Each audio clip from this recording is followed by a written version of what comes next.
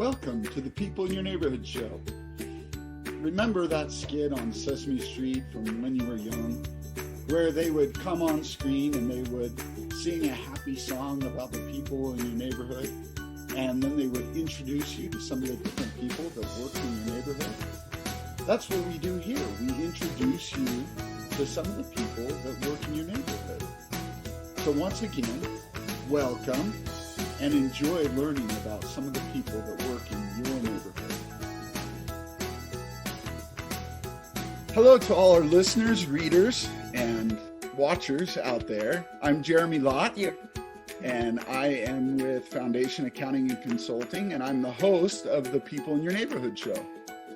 Today, we're talking a little bit with Evelyn Knight from Childcare Business Professionals. And we're going to talk a little bit today about the unique solution that she has come up with for the industry that she's in, that sets her apart from her competition and helps her to be able to really help the industry. So Evelyn, do you want to introduce yourself? Sure. Again, my name is Evelyn Knight. I am the CEO and founder of Childcare Business Professionals, which is a company that helps childcare owners and directors learn how to run a childcare business, the business side of things. We help them find success while maintaining high quality standards for the children. I'm also the host of the Childcare Business Coach podcast, and I am a childcare center owner, which I'm here right now in my childcare center. So what really makes me different in my field is that I am a center owner, and I have worked every position in a childcare center. And like I'm in my childcare center now, most consultants and coaches do not have that owner experience, or they have past owner experience, but they don't have that current hands-on experience. And I've done it all. I've opened a center. I've built one from the ground up. I have taken over an existing center. I've reopened a center that was shut down for licensing purposes, and I've even had an in-home childcare center. So really? I have. So I've experienced, I have a lot of experience, and I've been a director for a corporation. So I have a lot of experience in this industry. That's fantastic.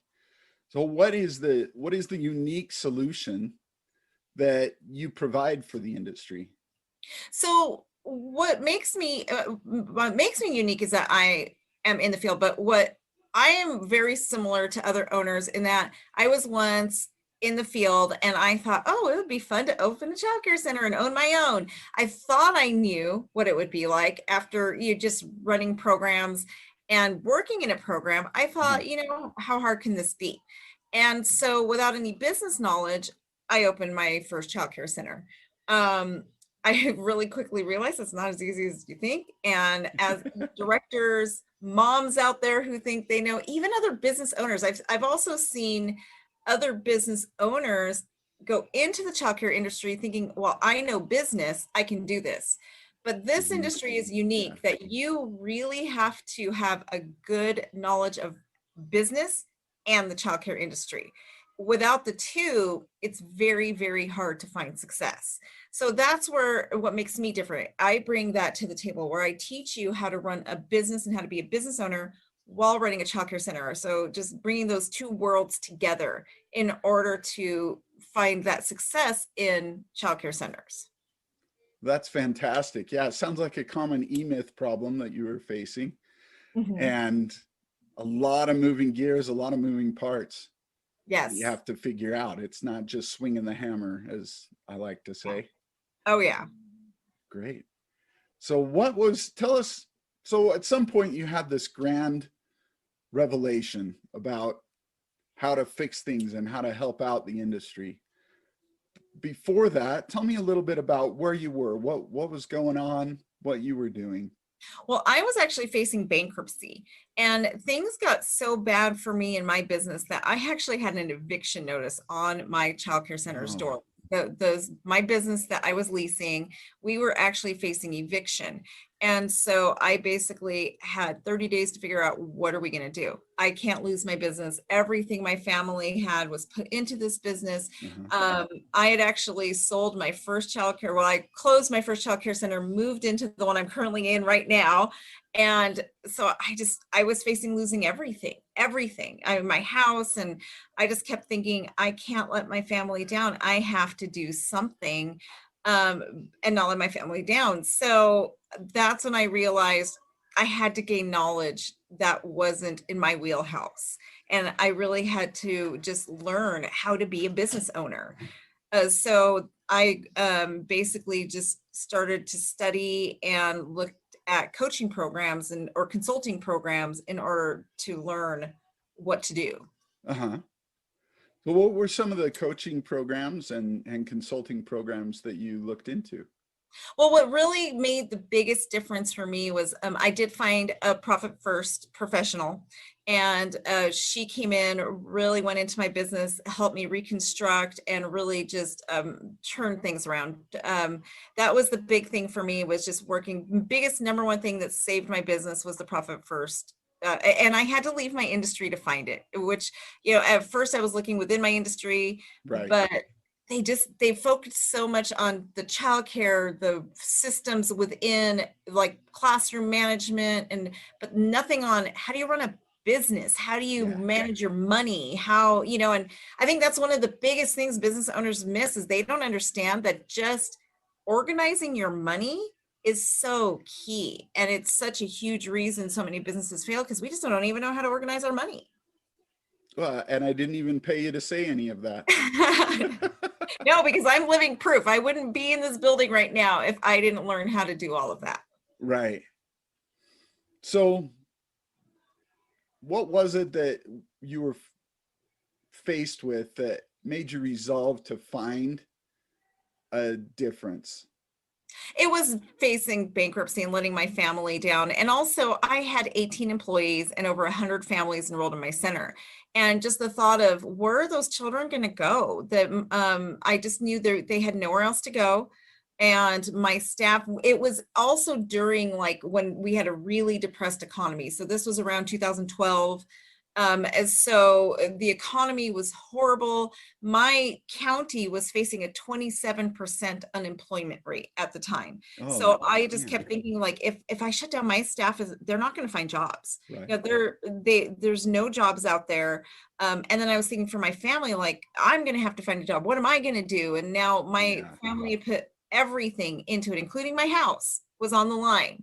So I just knew there were so many families, including my own, relying on me, that I just felt so much pressure. Like, I could not fail. I had to find a solution. Right. I can appreciate that. A little bit of my story, as I've already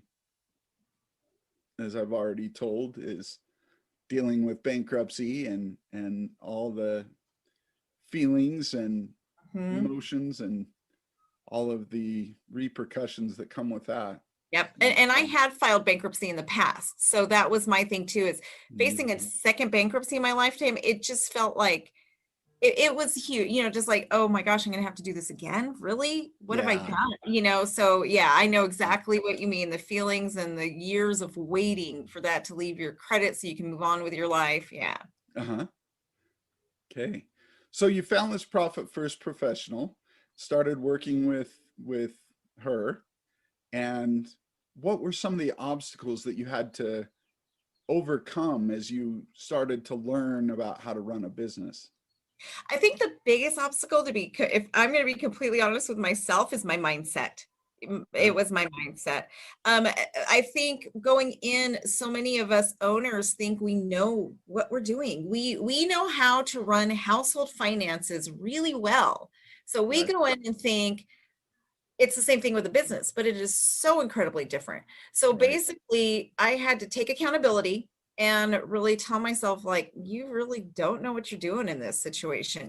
Business finance and household finance are completely different. And I also had to really change my attitude from one of having a victim mentality on, like, I have no control over this. It's my industry. It's what's coming at me. It's the market. And I really had to take charge of my mentals in that, no, I can make a difference, but I need to change the way I am doing things, basically. I had to be open to what she was telling me to do. Yeah. Yeah. And heard a little bit of that story in the past. What are some of the things that you had to do? Well, the biggest things I had to do was work on my bookkeeping. When I first met my, our mutual friend, I brought her, I had a big box, a big Amazon box, and it had that was my bookkeeping, a big, just empty cardboard Uh-huh. box. And I had like bank statements, receipts, and everything's in it. And I literally brought it to like, here you go. So it was getting set up on QuickBooks, getting my finances organized, getting like an actual process in place. They had to go back and audit years worth. I feel so bad when I think about it now. So it was definitely that bookkeeping aspect. Also just that organizing your money. I mean, the Profit First book, if anybody's read it, they know that Mike Michalowicz suggests the 5 different bank accounts or however many each company needs. To me, that was just a crazy idea, just setting, the percentages and whatnot. But amazing to me how that money organization, it's crazy because we didn't even really change, like my revenue really didn't change, but just the fact that we went in and just organized my money that way, and also going through the accounts and looking for areas I could cut. My audience knows, I've told the story before, when I first started working with a Profit First professional, she sent me a home. My first assignment was go and cut 10%. And I just thought and she told me how to do it, but I just like, there's no way. I'm already running so slim. There is no way I can find 10% to cut. But I did it anyway. Thought, you know what? I'm paying her. I'm going to do what she tells me to do. That was actually my husband's contingency. If you're going to hire this woman, you need to do everything she says to do. So I did. And I came back at a 17% cut. I couldn't believe it. Like, I didn't think I would be able to hit 10%, and we came back at 17%. And so that was another huge one, is just getting organized, cutting, moving the dates that bills are due. Who would have known, that just moving your due dates would help out. So, and then just learning about what is cash flow, right? I didn't even know what is cash flow. And, just learning that I have to really protect my cash flow. Those are a lot of the big things that just shifted for me and changed my business around. Oh, great. So tell us a little bit about that moment, that aha moment when you realized, hey, I get this stuff and other people need it. Oh, well, so what ended up happening for me is that I took what I was learning from Profit First and applied it to my entire business. I changed my hiring model. I changed how I deal with employees. I changed everything. I create processes and systems for everything, kind of like, how Profit First has their systems for finance. I applied that to every aspect of my business. So what happened was my state ended up noticing that my business completely changed. It even, like, we went from a 2-star quality center through our state rating up to, we actually scored high enough to be a 5-star center. So, wow. Yeah, so they saw, and that was only within an 18-month period, they saw this huge transition in my business. So I started getting contracted by different counties, childcare centers. The state was starting to call me to be on different boards, and just it really got the attention on that shift the whole business made. And so I suddenly had all these people saying, hey, we'll pay you this to come in and fix this. And I had all these people soliciting me and asking, being willing to pay me to go and fix their childcare centers. And I've even had government agencies pay me to go and fix childcare centers. So that's when I thought, maybe I should start packaging this and selling it. And I can save a lot of owners the pain that I went through. And I just realized, I've got something very valuable here. I can save a lot of people the pain, suffering I went through, the financial hardships. So I might as well start a consulting business. That's great. So what are some of the things that you did to plan and implement your new solution?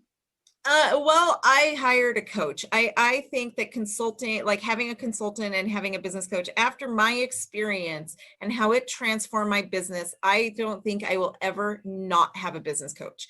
I will always have a consultant that I'm working with. It is well worth the money. And now I realize that at the time, I didn't think I could afford her, like when I first started this journey. And now I realize I can't afford not to. It Yeah. has to be in your budget. And no matter, like, now, is my business successful? Yes. I own 2 successful companies.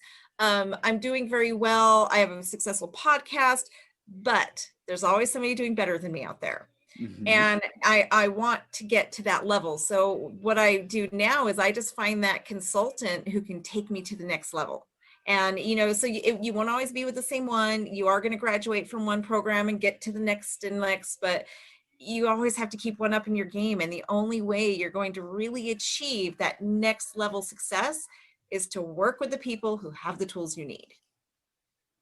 Gotcha. So how did you start implementing your solution then?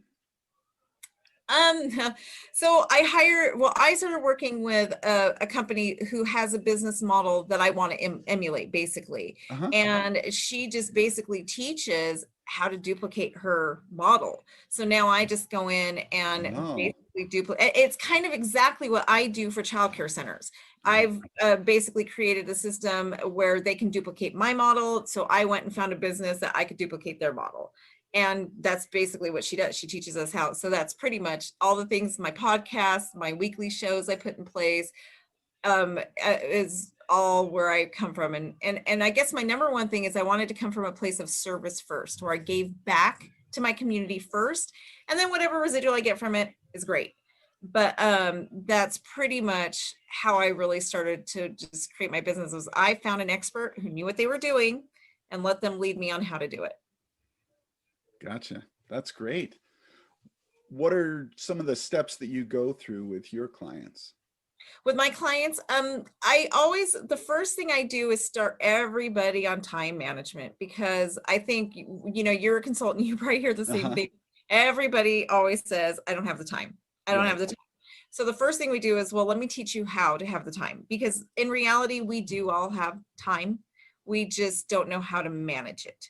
So when I show them, like, okay, I'm going to teach you how to make time to do what you need to do. The next thing we really work on is vision. I really have my clients work on, like, you've got to know where you're going. Your vision is like your destination. And, I give the example that when you go on a road trip, you always know where you're going. You have a destination in mind. But so you plan your trip based on that ultimate long-term goal. So we work on goals so that we know, where are we going with this, right? And Mhm. it helps with passion too. And then we really dive deep into your systems and processes, and we come up with policies and procedures for everything.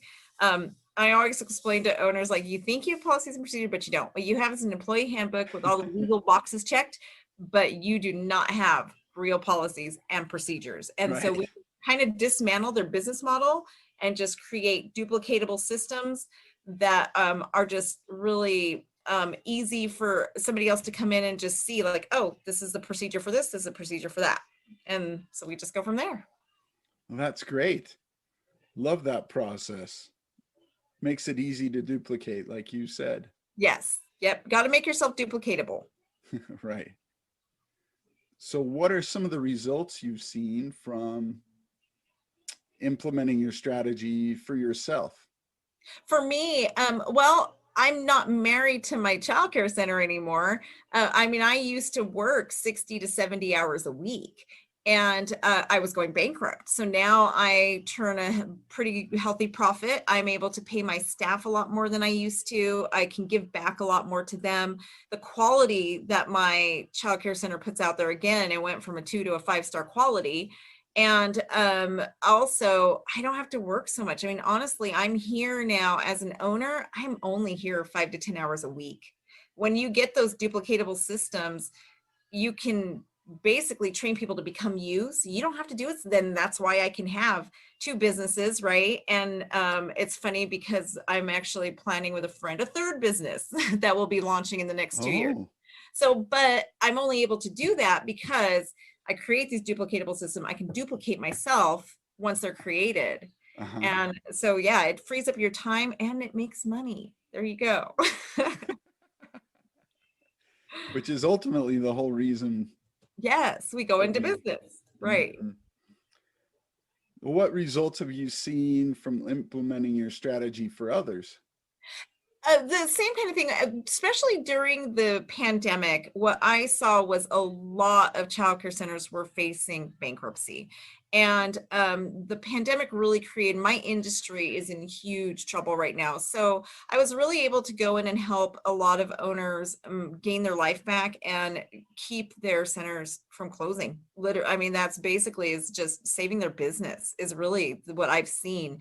It's just, and the stress level, so much anxiety out there. So my clients usually end up saving their companies, loving it again. I see a lot of burnout. So they go from having this passion for childcare to just wanting out because it is a tough industry. So I help them regain their passion. I've seen them like avoid bankruptcy and become profitable and just really alleviate that stress on their plate and be able to not work 60 to 70-hour weeks. Which is a fantastic thing for any Mm-hmm. business owner. Well, what has changed most about your business through this whole process? Probably the quality and what we put out into the world. So my personal mission and vision in life is to make sure that all children have the opportunity to be in a high quality childcare setting, regardless of their socioeconomic status. That is my life's mission. Uh-huh. And so that's something I've been able to accomplish here. You would never know, but like at my center, I'm still profitable and I'm still successful with over 30% of our children normally couldn't afford to be here.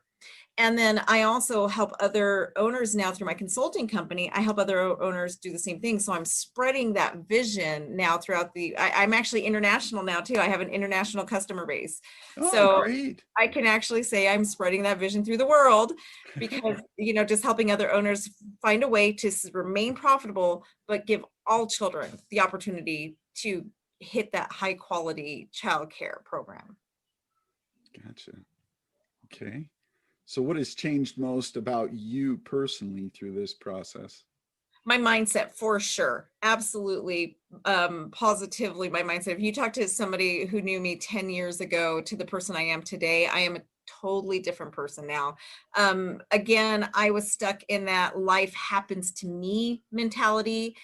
And I've definitely pivoted and changed to no, I can control what is happening in my life.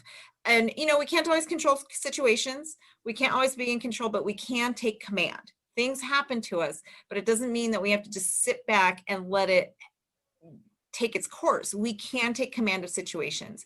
And before, I would just kind of sit back and just like, it's just going to happen. I can't avoid it. All these bad things happen to me. But now I just came to realize life is 50-50, 50% good, 50% bad. It's going to happen to us all. Instead of focusing on that 50% bad, we have to focus on the good. And we also have to take that 50% bad and kind of engineer the outcomes. And I think that's where my mind shift has absolutely changed the most. I used to focus on that negative, and I used to think that I had no way of taking command of situations. And now, you can manipulate those negative situations sometimes and turn them into something good instead of just letting it happen to you all the time. Right. That's fantastic. What a great story. It's been so great to hear a little bit about how you've come from facing bankruptcy to all the way to having two successful businesses. And I love hearing about how you've implemented your different strategies for other people and you're helping them to be able to find all kinds of success and peace and freedom in their lives. Well, thank you. We'll have you introduce yourself one more time and then sign off. Okay. Again, my name is Evelyn Knight. I am the childcare business coach. You can find my podcast on all the popular platforms. I'm even on Alexa. So excited about that. And I am also the CEO and founder of Childcare Business Professionals. You can find that at www.childcarebusinessprofessionals.com. And you can email me at evelyn@childcarebusinessprofessionals.com. Terrific.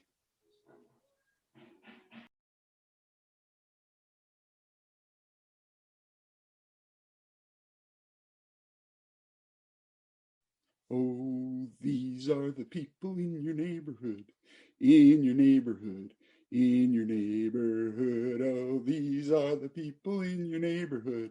They're the people that you meet when you're walking down the street. They're the people that you meet each day.